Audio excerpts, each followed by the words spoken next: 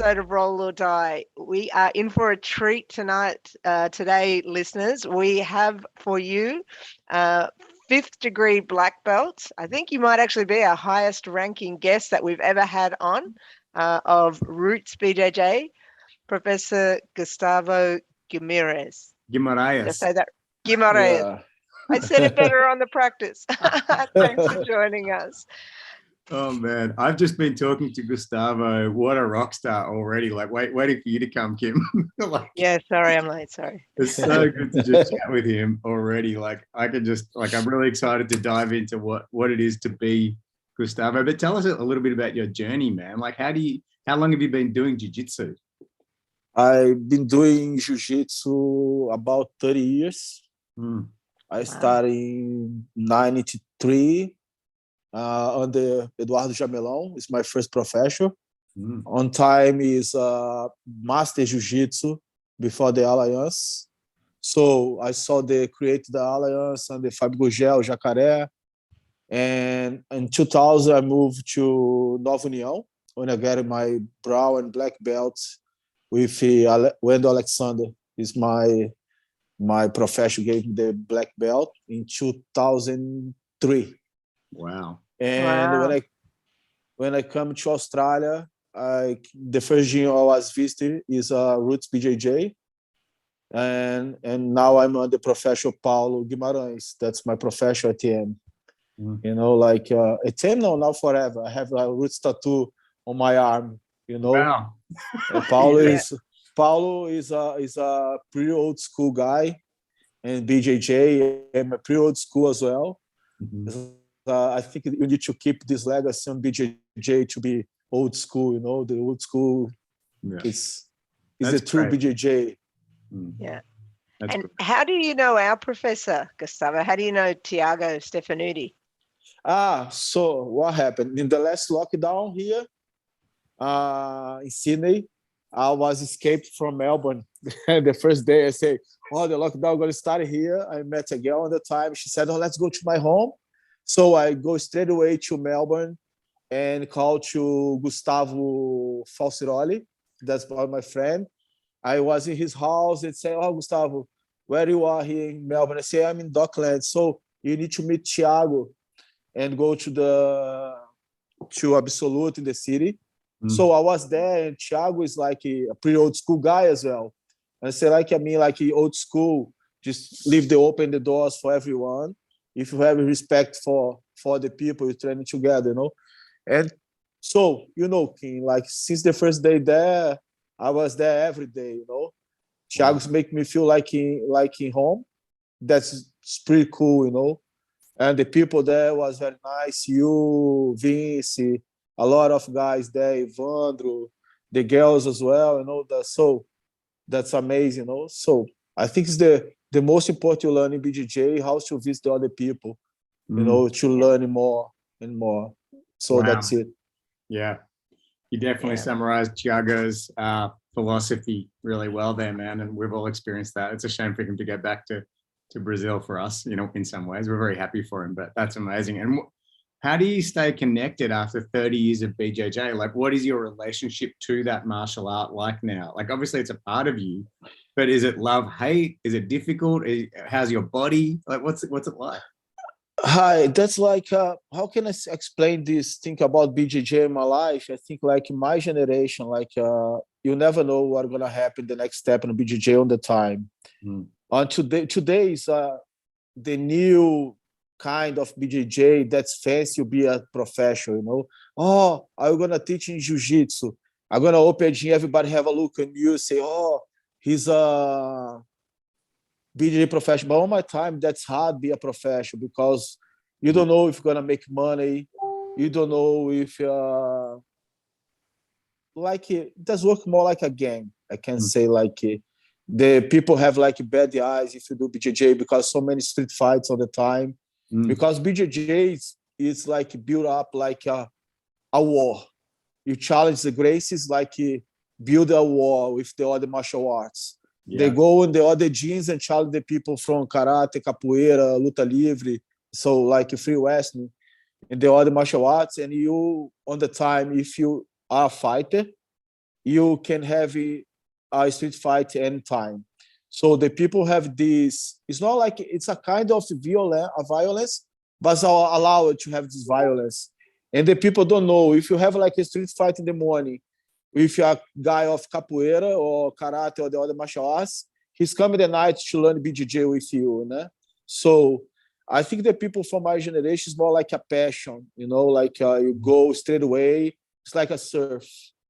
I think that's my connection with BJJ. I never did other thing for my life, just teaching. I opened my first gym in '97. So I was a purple belt at the time because you don't have so many black belts in Brazil to teach. Today you have lots of black belts. And because you have a lot of black belts today, you need to know where they come from. Makes sense? So many people start doing BJJ in the gyms today. I can see you don't teach BJJ because that's like for teaching BJJ today, that's easy. You go in the YouTube, you go buy videos and teaching techniques. That's easy. But you need a master, you need a professional. It's a master. What I mean, a master, the guys go up the coral belts. These are true masters. If you have a professional, he's a black belt, and say you need to come like a master, he's not a true professional. Makes sense? Yeah. So you need someone to teach a philosophy of martial arts, about the lifestyle, Brazilian culture. Makes sense? So BJJ is a part of Brazilian culture. Yeah, they're so different about the other martial arts. I think the Brazilian Jiu-Jitsu is more similar a surf lifestyle or be a similar to judo or karate or this kind of styles of martial arts. It's more relaxing. I love that, man. Wow. And talking about your journey, was your first black belt fight against Jacare? Yeah, that's right? That's all right. So in 2004, I had my first match with Jacaré. That's not like good memories. He submit me on the fly triangle. I felt so upset with this loser in this comp, but after 2 months, I saw him in the Worlds, and he submitted some big names in 15 seconds, 1 minute. I said to myself, that's not my problem. I just keep training and moving forward. But today, that was amazing. Have this first fight on black belt. That's it's pretty amazing. That's it. Yeah, sure is. What was the actual scene like in Brazil when you were training back in the day, like '97? I've read the Gracie book recently, so I do get it's like a war, etc. What was training like? Is it like everyday porrada, that sort of style? Or is it, when you say teach the culture and do those sorts of things, was it that way then as well? Or was it just an absolute war then? Like what happened in the past, the Brazilian gyms, the BJJ gyms in Brazil, they don't make difference about like the guy is a normal guy come to your gym to just learn BJJ and a fighter. If you want us, you go inside the gym in Brazil in the 90s and some like years in 2000, maybe 2005, 2006, everyone's going to be a fighter in that gym. That's like, that's hard you to visit the other friends, the other gym, because if you go to the other gym, you are a creonte, that's everybody needs to know what is a creonte. Yeah. And when you came to Melbourne, you trained in our gym, you creonte. I'm joking. Yeah, but I'm a good creonte. Like today that's more easy to visit your friends, but like I think today you need to keep some words like a creonte, but it's not like in the past. If you move like the other gyms in the past, like you just left the gyms for any reason, you can be a creonte, you can have problems on the street with your friends maybe sometimes. Wow. But today the people need to keep, I think the big problem today is about the respect about the students. The students think today because they pay. You can see me, guys, because have someone call me. No, when that call goes away, we'll be able to see you again. But we can see you have an iPhone now. So, Yeah. so you're an iPhone So user. it's gonna back to normal soon. So what happened? Fine, no problem. Now I it's hear back you to are. normal. Okay, it's back. So what happened? I think the big problem today for the Brazilian Jiu-Jitsu and business, because they still think they pay you, they can allow you to do everything. Yeah. And a lot of professionals and gyms, it's not everyone, Mm. especially the new ones, they leave the happens because they keep the students in the gym. Mm. So, and today, because the open mats, you have the open mats and the students visit the other gyms, they think like you can move anytime. But I think they need to respect the profession, you know? It's like on my gym and the Paulo's gym, on the where is Paulo teaching. Like me, I'm a 5th degree black belt. Paulo is a 6th degree black belt. He's my profession. But when I go, like I was in Thiago, I just asked Paulo, I'm go to Thiago to train there. Is that okay? Mm-hmm. For sure, he's gonna say for me, is that okay? I think the students need to know this. Yeah. I can go visit my friend the other gym, yes, but respect your profession, you know. Just say to him like, I'm go there to visit my friend, you know, because like Yeah. it's like any house, like it's like a house, like a home. Yeah. All the houses have a different problems, but all the same problem. Absolutely. Sometimes you go the other gym, see the people train different. I need to move there, but it's different. But some while there is gonna be the same like it was before. Yeah, communication. The key. Yeah, that's the big problem today, communication. I got it, man. Yeah. And You know? Gustavo, tell us about BJJ Down Under, So documentary you're putting together. the BJJ Down Under is a big project. I had this idea with Paulo that started like be a documentary about Paulo's story in Australia. I had this idea to talk to him, Paulo. Let's make a documentary about your story in Australia because he was the first Brazilian black belt came to Australia teaching 22 years ago. Let's talk about the history of the roots bike. One day I just have a conversation with Paulo, and Paulo told me like, I gave the blue belt for Lyoto Machida. I said, what the fuck, Paulo? Wow. You give the blue belt for Lyoto Machida? Yeah, I was teaching his father's gym in Brazil. I said, man, your students need to know the story, your story, and like so. We're talking about this project with his partner Marcelo on the federation, the Softwares Federation, and Marcelo and Paulo, as a part of the federation, gave the support to us and the BJJ Down Under to build this documentary about all the story in the BJJ in Australia. Mm-hmm. And after that, we spoke with Peter. And after this is gonna be a big project. Today, the BJJ Down Under is gonna be a platform like floor grappling, but just for Australia content. Wow. And we started to make the live streams, the last 3 competitions, Autumn Cup, Melbourne State Champs, and now Queensland. We did the last weekend. We had like 2,000 views during the week, all the fights. And I'll have the next state champ in Sydney, Nationals, Pampex. So all the official competitions, we are the official media now. The FBJJ events. And what happened with the BJJ Down Under, we came to connect all the Australian on BJJ. Because I'm here in Sydney, I don't know what happened. I don't know what happened in Melbourne. The people in Melbourne don't know what happened in Queensland. The Queensland don't know what happened in Perth. Yeah. And we have a lot of good black belts in Australia. Absolutely. You know, I think the best thing now is show the black belts you have in Australia and good fights you can have. You know, you stop to talk about the people, the overseers, and have a look at what we have inside. I think it's the most important point on BJ in Australia now. Yeah. You know? I know at the VIX you were offering people they could ask they would tell your people the mat number and the time, and you would record their bouts. Was that right? Yeah, from the nationals, is gonna have like a part of the platform. After the fights, the people can have the download for the fights after 7 days. You know, from the nationals in August. You test the system now. You know, this works very well.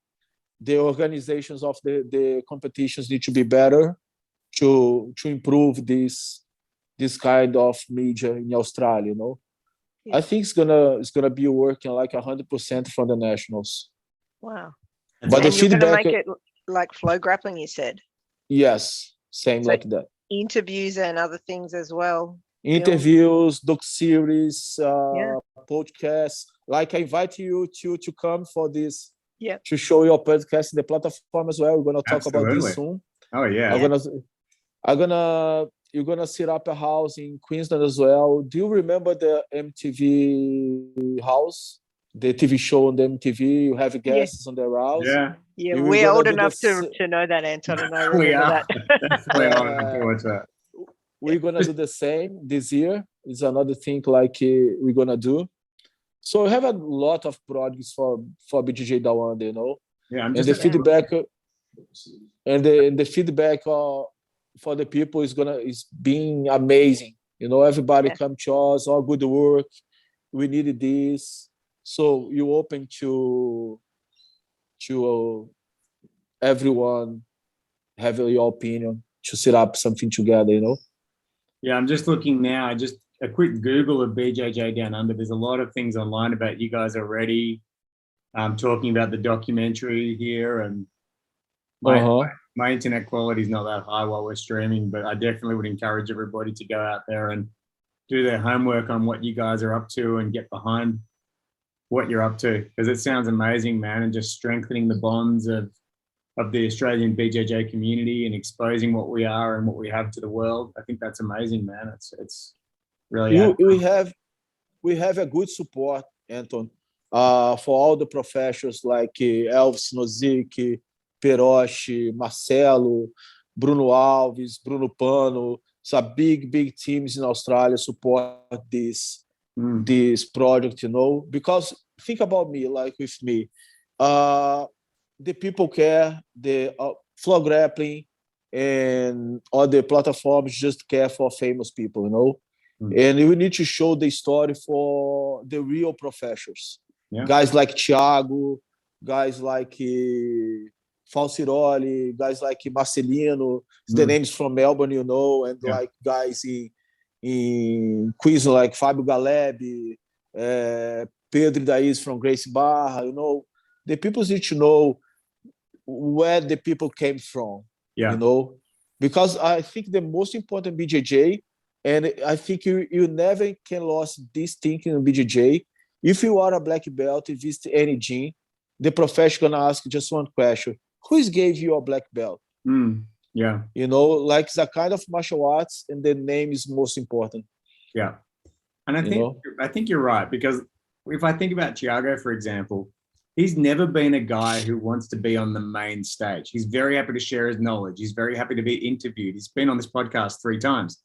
But the reality is, if you say to Thiago, let's make you a star, let's make you the face of of BJJ in Australia, he's going to decline. You know what I mean? It's not what he's about. And yet he's got so much to offer. And so by kind of creating this network and stitching everybody together like this, you do allow the people who are a little bit very influential, but a little bit in the background. Like he's not Craig Jones in the public eye all the time, or Lockie Giles, these people who are out there as the face of BJJ in Australia, let's say.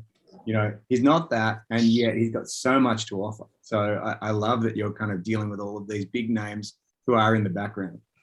I agree with you 100%. But another point is most important: the doc series, the BJJ Down Under doc series, is not just about the BJJ story or the people. It's about the lifestyle as well.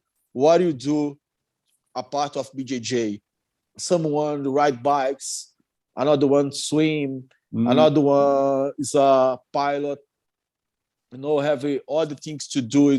Because the people look to us and think like this guy doing BJJ 100% of his time. Yeah. Like Paulo from Roots. Paulo is a professional surfer before. He came to Australia to surf and stay here to teach in BJJ. Yeah. Thiago, he was working the radio before in Brazil, Yeah. So we have so many different stories inside the BJJ. Some people doing BJJ a long time, like me, just started working BJJ. Some people was doctor before. My first professor, Jamelão, he said something on the time. A lot of people's laughing about him. They said like all the class, BJJ is like a university. Because if one day you are bored about your work, you can teach in BJJ. So it takes 10 years to get your black belt. You are able to be a fighter, or you are able to be a professional. So have another work to do in your life if you want, you know. What about you? That's What's something about what's your life outside of BJJ? outside of BJJ, I do more BJJ. So you're that guy.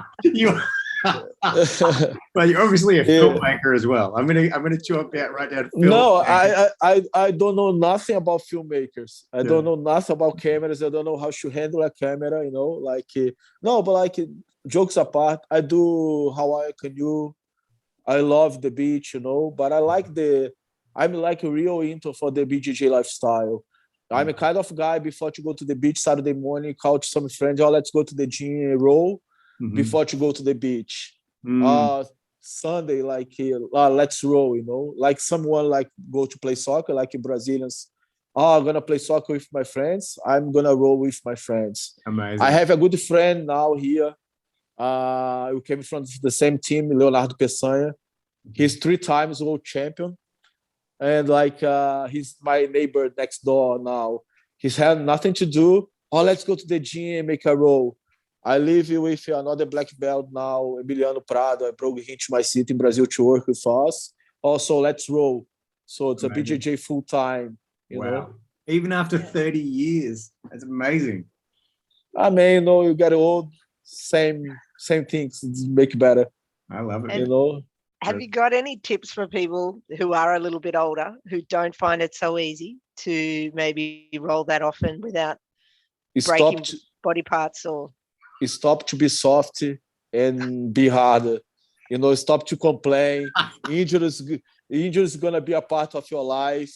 If you have injury in your arm, looking for the injury in your leg, gonna forget the arm, have the leg. You know, if you're gonna stop today because any injury, it's like you don't do nothing in your life. Like pain is gonna be a part of your life if you choose this life, you know, and have fun. That's the most important. I think on BJJ is about to make new friendships, like I did with you, King. You know, you train together, and that's it. Because I think the only way you have respect on the mats for the other black belt if you train together. You know, you can talk, you can chat on the streets, you can talk about life, but the only way to make a real friendship in BJJ, that's roll together. You know, that's the point. That's it. It is ironic that it's the gentle art, though, because it doesn't always feel very gentle for many people, especially when they start. When they start off, they don't feel. I think. Yeah, that's different times, you know. I miss the times.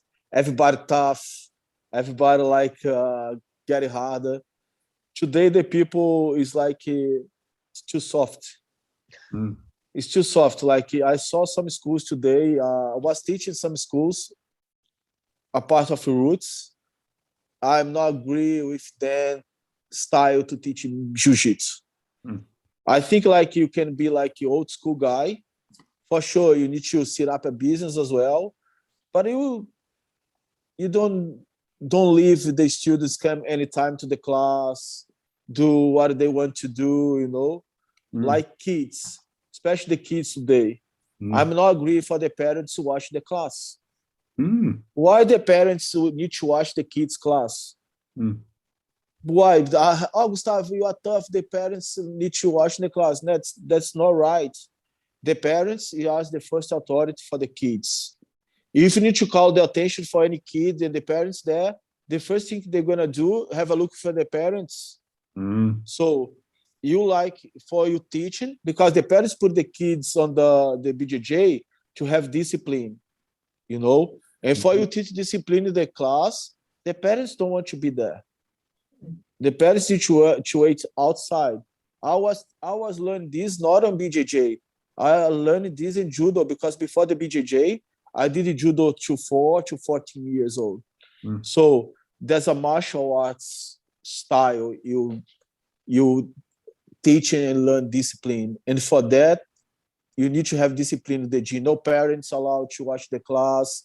You need to be there on time, clean geese. Like you need to take care by yourself. Yeah. It's the first thing you need to learn is this kind of discipline. I think it's a great point. One of the things which stands out to me about jiu-jitsu, right, is some martial arts are very just strict. Everything's rules, discipline, right? BJJ sends a little bit of a mixed message, right? It's like, yeah, we're all relaxed, except don't tie your belt facing the professor, or make sure you bow and get the professor's attention before you come in. There's a few nuances, right? I definitely agree with you. I think parents on the mat watching does cause a problem, a shift. I also think, though, that there's a lot of study or training that needs to go into kind of educating anyone who does jiu-jitsu about what's appropriate and what's not in the jiu-jitsu culture, because it's very different to any martial art. It's this mixture of totally relaxed and easygoing and don't do this or you're going to get fucked up. You know what I mean? It's like that. Yeah, it's funny. But do you know what I think, Anton? It's like have too many things change on BJJ because of business. I'm going to say a simple word. I never listened to this word before 20 years ago. Us. Us. Oh, no. The people today look to you in the mats, us. Anton, the people, take I'm notes. an USA from hell, You man. are an USA. I can't stand it either. The people have a look to you, say us. Good morning, us. So the people need to know first what mean us to start to talk us all time. Yeah. And it's like 20 years ago, you don't have this on BJJ because the BJJ came from like a Rio de Janeiro culture. You touch the hands, you shake hands, you keep the same discipline you have in any martial art, but with a Brazilian style. You shake hands, you look in the eyes, you say good morning, you say how are you, my friend? You say in Portuguese, you say qual é, compadre? You say it was me like a brother-in-law or something like that.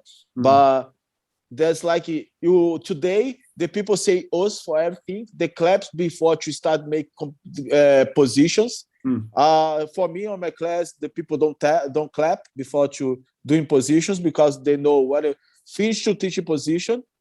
They need to know to make the positions, And the people set up these things on BJJ like it works like a long time for nothing, I think like I'm gonna say something. I met a lot of gyms now. They know good professionals, but I love the slogan for Roots BJJ.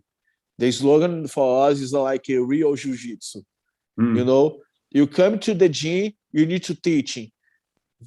Self-defense is the most important part of jiu-jitsu. A lot of gyms lost that.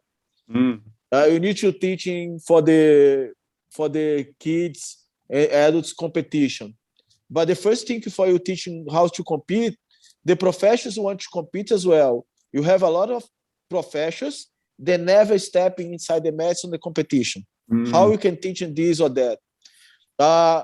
Do you know Jacaré is the Romero Cavalcante, the master of the Alliance, is a professional of Abuja. I have a pleasure to have a lot of class with him, and he said one thing that's true. The general of the team, you want to be a soldier as well. You need to fight with your students. Absolutely. How you can charge some student to go a competition if you've never been there? Absolutely. And today that's hard. I have like some. It's not like a problem for me. It's not a problem. I'm go to the gyms to visit the gyms, and I can roll with anyone. I don't care. I'm there to visit. I'm gonna do the same rules. But I have some black belts never roll with me because I'm a black belt. I don't care for tap for anyone. I don't care to train with anyone. But I think like I teach to my students. If one day you're gonna be a Brazilian Jiu-Jitsu professional, and someone come to visit your gym, especially if he's a black belt, you never put another student to train with that guy. You're gonna train with the guy first because you're gonna lead like example for your students. And today, I think the builds like a old style is. I miss the old times. I know never gonna back be the same. But I think the professionals is need to keep this legacy on BJJ. You know, what's mean a lot of words in BJJ. What's mean the true spirit. You know, for you teaching and learning. You know, because I'm like a black belt 50 degrees, but I'm still learning. Sure. You know. Yeah. I guess that it's a the only benefit to all the ussing and clapping is that people are now doing more people are coming into the art, I guess. Maybe it's more accessible now that it's a bit softer, and that means that there's more people to train with, more events, more schools. That's the only positive I can think of. It's a positive, depends about the viewpoint you have about the martial arts. But if you like about business, it's amazing. Botex for Australia, you know. But about the quality, it's less quality in BJJ in Australia. And it's not BJJ in Australia, sorry. It's a BJJ in the world. You know, they have some gyms that people never do in BJJ before, like a professionals. They open a gym next door. They give belts like foster for the students to keep the students there. I saw some guys get the black belts in 5 years. What the fuck? You know, I saw some guys like get the black belts in 5 years. Vitor Shaolin, Robson Moura, but the guys doing BJJ since kids. You know, BJ Penn is one guy. He's a talent. You know, I think the first guy from another country to get the black belt fast, but they train like every day. You know, and the people today have a tendency. What is a tendency in BJJ? You know, I go to the class every day, but it's not make you good to be like able to get a blue belt. That's for you sure. know? Yeah. We are nearly out of time. I think we could do a whole other episode with you, and hopefully we can have you back on sometime down the track. It's been an absolute pleasure. Yeah. The next time I'm gonna bring you reinforcements to talk about the BJJ old school. Paulo, come with me. Let's do that. Let's do that. And notes for everybody: don't clap and don't us whenever you don't clap and don't us on my class. You know? Us because you don't Japanese, and claps is not a concept. That's it. Such a pleasure to have you on, man. Thank you so much. Thanks so much, Gustavo. guys. And everybody should check out BJJ Down Under. It's the future. So thank you again, and we look forward. Hopefully, we can be on your show, just like you've been on ours. That would be awesome. You're gonna talk soon about you. You're gonna talk soon about to bring your podcast to the platform as well. The people gonna watch in there. Yes, that'd be great. I love that. Thank you so much. Good talk to you guys. Bye. Yeah. Bye. See you later. Bye.